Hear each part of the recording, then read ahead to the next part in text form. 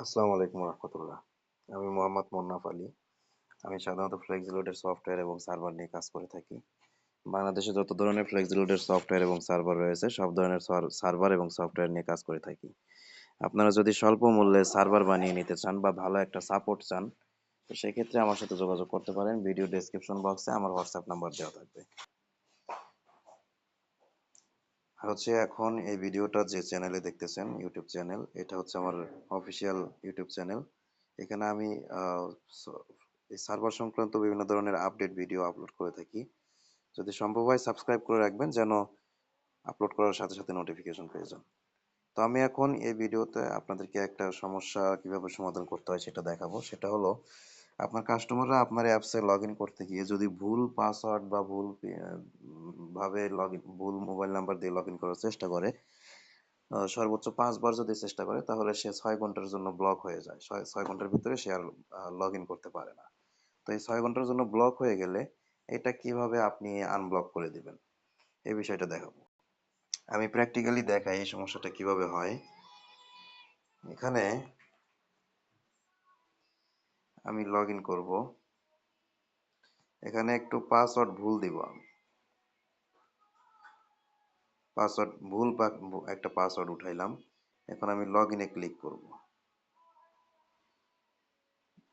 দেখেন এখানে উপরে লেখা আসছে, mobile number or password wrong, remaining block attempts 5। আবার লগ ইনে ক্লিক করলাম। এখন লেখা আসলো 4, আবার 3, আবার 2, 1। দেখেন আমি 5 বার, একে একে 5 বার চেষ্টা করছি। এখন 6 ঘন্টার জন্য আমি ব্লক হয়ে গেলাম। এখানে এখানে লেখা উঠছে your device block for 6 hours. এখন আমি যদি সঠিক পাসওয়ার্ড দিয়েও চেষ্টা করি, তারপরেও আর লগ ইন হবে না। 6 ঘন্টার ভিতরে আর লগ ইন করতে পারবো না। তো এখন এই ব্লকটা ছাড়ানোর জন্য আপনি চলে যাবেন আপনার সার্ভারের ভিতরে, গিয়ে এখানে এই যে দেখেন লেখা আছে ব্লক লিস্ট। ব্লক লিস্টে আসবেন। এসে এই যে ব্লক ডিভাইস লেখা আছে, এই ব্লক ডিভাইসে আসবেন। এসে দেখবেন এখানে এই যে যে অ্যাকাউন্ট থেকে চেষ্টা করছে সেই অ্যাকাউন্টের মোবাইল নাম্বার এখানে চলে আসছে, কি মোবাইল দিয়ে চেষ্টা করছে সেটাও চলে আসছে।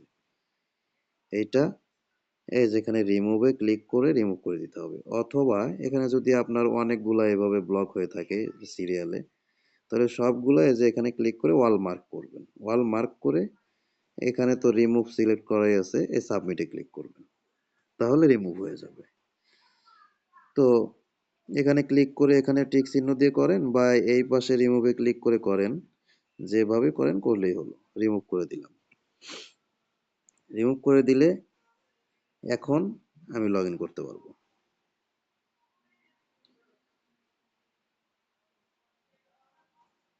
ও আচ্ছা।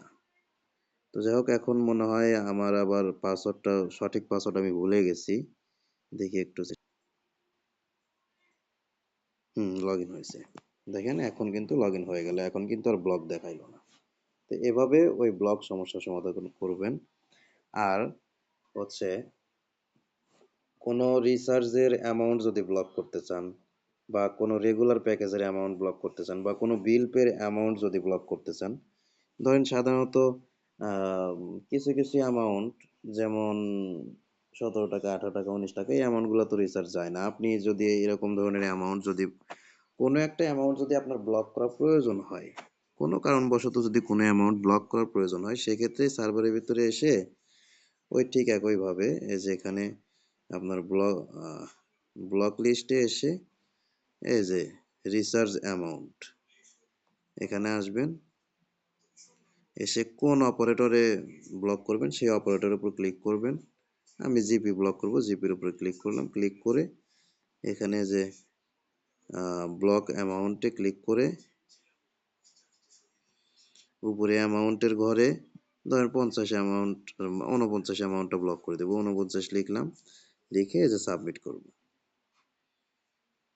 সাবমিট করলে এই 49 টাকা আর কেউ রিচার্জ দিতে পারবে না জিপিতে, জিপি সিম।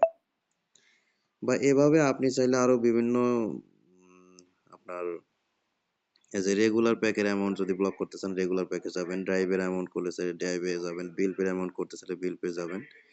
এভাবে যে কোনো অ্যামাউন্ট আপনি ব্লক করতে পারবেন। আবার আনব্লকও করতে পারবেন। যদি আনব্লক করতে চান সেক্ষেত্রে আবার এখানে এসে এই যে ডান পাশে ডিলিট আছে, ডিলিটে ক্লিক করে ডিলিটও করতে পারেন, অথবা আ এডিটে গিয়ে আপনার হচ্ছে এই যে অ্যাক্টিভ আছে, আপনি ডিঅ্যাক্টিভ করে দিতে পারেন।